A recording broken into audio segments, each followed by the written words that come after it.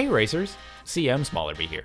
Welcome back to our Guides and Gears series. Today we're talking about the hottest new mode straight from the Brodies and Tobies in the lab, Flag Mode. Flag Mode is a new mode to Kart Rider Drift, but racers who have been with us for a long time will recognize it from past titles. That doesn't mean you know what to expect though. We've tweaked how Flag Mode works a bit, so without further ado, let's jump in and talk about the rules to this exciting new mode. The core of Flag Mode is simple. There are two flags in the middle, and bringing either flag back to your team's base earns you points. But be careful, bringing a flag to the opponent's base gives the other team points.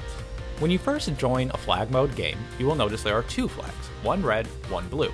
The flag that corresponds to your team color will earn you 2 points for a capture, and the opposite flag will earn you 1 point.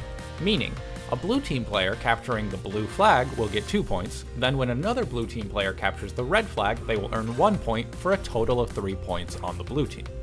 Capturing a flag is as simple as driving into it to pick it up, then driving it back to your base. Be careful though, when carrying a flag you'll be slower than normal, and if a player bumps you or hits you with an item, you will drop the flag. A standard Flag Mode match lasts 3 minutes, or until one team scores 20 points. If at the end of 3 minutes both teams are tied in points, then overtime will be initiated. Overtime has no time limit, and the winner is the first team to score 10 points. But that's not all. In the last minute of each match, things get a little crazy. The number of flags doubles, and there's a mad dash for points. Now that you know how to play, it's time to learn how to win. While I will give you some basic strategies and tips, there are probably some better ones out there, so make sure to get creative and try out different things with your team. With at least 2 flags on the map at all times, Flag Mode requires both constant offense and constant defense, so discuss with your team who should fill what role. These roles shouldn't be hard set though. If the situation calls for it, you should absolutely be ready to swap at a moment's notice. Offensive players should primarily focus on capturing their team's color flag. An important thing for offensive players to note is that each flag will always spawn in the same location. If you know what flag is about to be captured, you can figure out where it's going to spawn. With 2 players on offense, you can coordinate a constant rotation where one player is capturing the flag while the other heads back to the flag spawn, ready to be there when it's captured.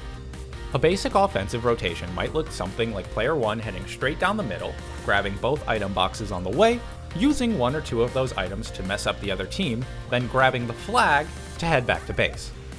On the way back to base, they will grab the 2 item boxes to their left, allowing them to shield themselves from any oncoming attacks from the other team.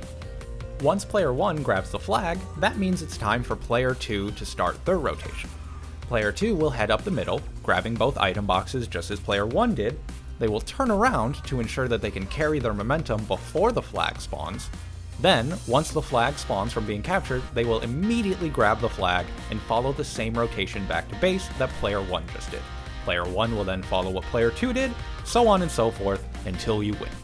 This rotation should ensure constant control of your own flag and maximize your points to give you the wins. It's easier said than done though, especially when you have a whole team of opponents trying to stop you. Defensive players have to be a bit more improvisational. Defensive play in Flag Mode will be very situational, and players must be ready for anything. There are a few different ways to play defense, from item spam to bumper cars to good old-fashioned keep away, or even just more offense. With your team solidly in control of your team's flag, your job as a defender is simply to ensure that the opposing team's rotation is less successful than yours. Sometimes this just means being disruptive to the rotations by hitting them with items, sometimes it means stealing the flag and taking it back to your base for extra points. Most players will instinctively want to score the opposing flag every opportunity they get, but this is not always in your best interest. Because the flag will reset to a set location, an opponent can pick up the rotations again from your capture. That means if an opponent is watching carefully, then yes, you may get 1 point from your capture, but they will be waiting to quickly get 2 points for themselves and then resume the rotations where they will get 2 points constantly. For this reason, some teams have their defense play aggressive keep away with the opposing team's flag.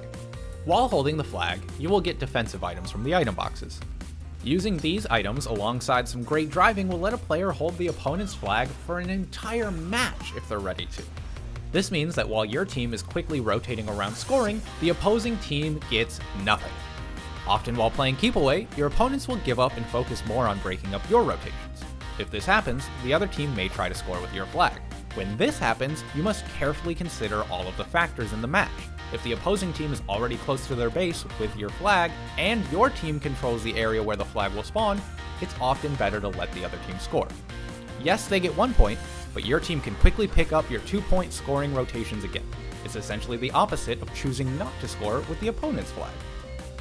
Following these tips with a team of friends should carry you to victory and help you knock some challenges out. Still struggling? Join our Discord.